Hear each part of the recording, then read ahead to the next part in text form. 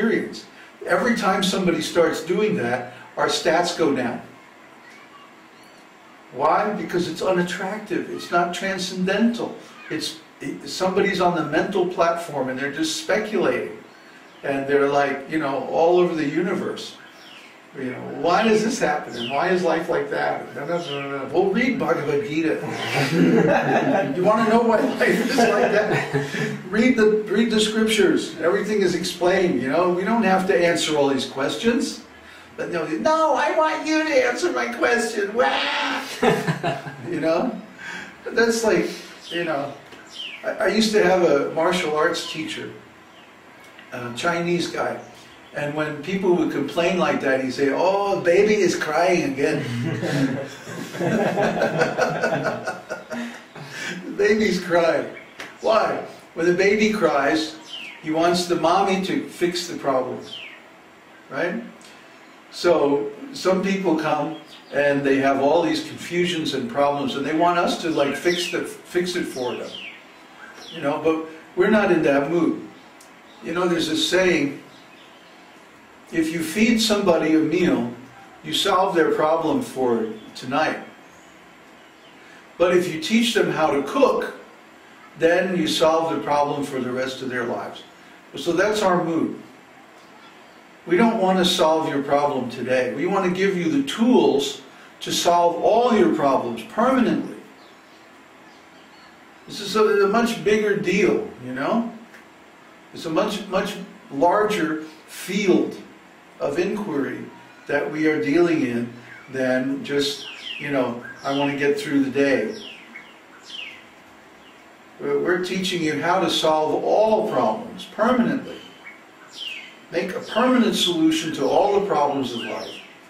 And then you won't have to deal with the undesirable consequences of acting in opposition to Krishna's purposes.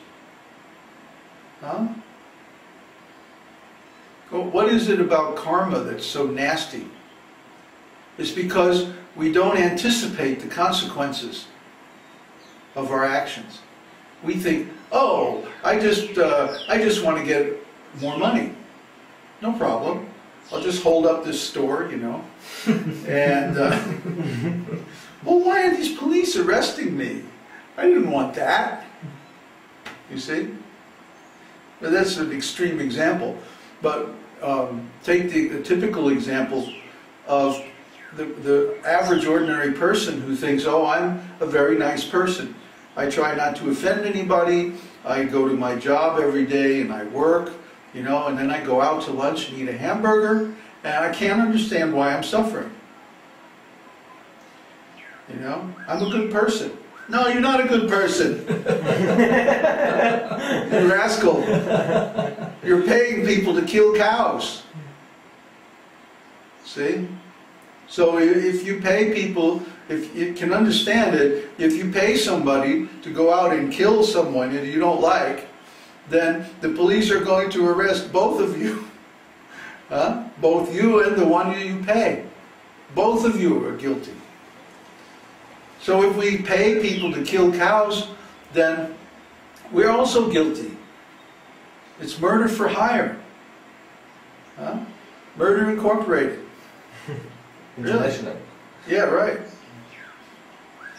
So there's karma associated with that. And we have to suffer the results of that karma, and we think, oh, but I didn't do anything. Yeah, you did. You did. You caused suffering to some living entities. So actually, causing suffering to other living entities is unavoidable. You know? But last night I went to the bathroom in the middle of the night. It was this huge spider. Oh boy, was he ugly too. You know, so out comes the broom. Yeah. We have to do it, right? So we can't avoid creating suffering for other living entities. But if we offer the results of our work to Krishna, then to the percentage or to the degree that we dedicate everything we do to Krishna, we are released from the karma of those activities. You know, it's like you have to keep pounding this in. And people don't get, oh, well, okay, I can give $5 at Sunday at church, and then I'm released from all I... No. No. How much did you make last week? $1,000? And you offer $5 in the plate at church? No, sorry. You know. Prabhupada said, even for householders, the standard is 50%. 50% for householders. And for brahmacharis, 100%.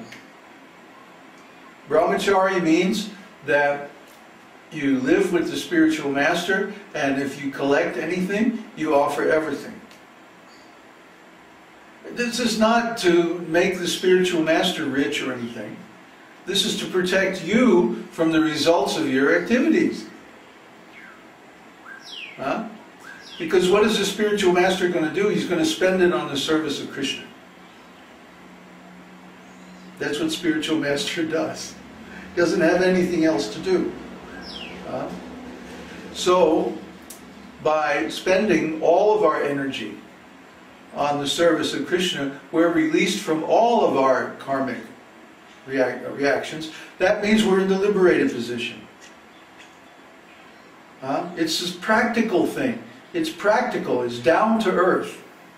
It's right here, right now. It's not just a theory. It's not just some woo-woo ceremony, you know. No. It's a practical thing with what we do with our actual material resources. Because if we don't spend them on worship of Krishna, we spend them on worship of ourselves. And then we have to pay the karmic results. It's that simple. It's a choice we make in every transaction. Am I going to do this for myself, or am I going to do it for Krishna? We were just thinking, because we were moving all our stuff, you know. Man, we got a lot of stuff. Actually, we don't have very much stuff compared with most people. But it seems like we have a lot of stuff, because our desires are very simple. We just want to have a place to stay, and a little prasadam, and a chance to chant Hare Krishna. But because we're preaching, we have cameras and computers and desks and this and that and all this stuff. It would be even worse if we didn't have computers and we had printed books. Can you imagine? All these books, oh, they're heavy. Yeah, but we have so many books on the computer now. If we had them made out of dead trees, it would be like a ton of books. Literally a ton of stuff. So actually, we have very little stuff. The people who used to live in the house before us are moving out. And man, they got all kinds of useless stuff. Just, you know, like 50 different stuffed animals, and, you know, for the kids and like that, you know. All we need is one stuffed lion. So, the art of devotional service is how to engage our resources and our energy and perform our activities so that all the results are dedicated to Krishna's purposes, not our purposes. Or when our purposes become the same as Krishna's purposes, then it's all right. I may think, oh, I really want, you know, like right now we're working on getting together a really nice recording studio.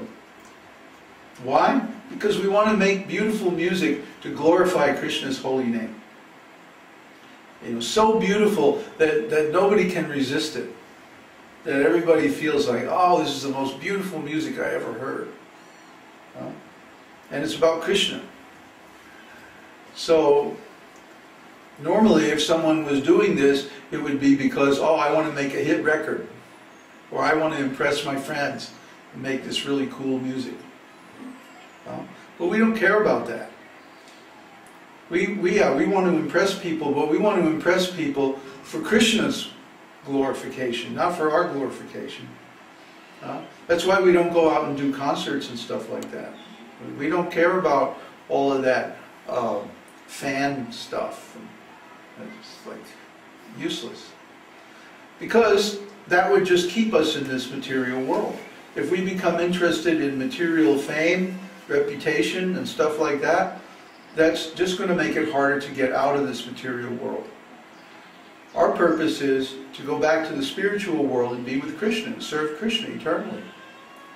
So we want to disconnect our activities from our false ego, our material existence, and attach those same activities to our eternal service relationship with Krishna.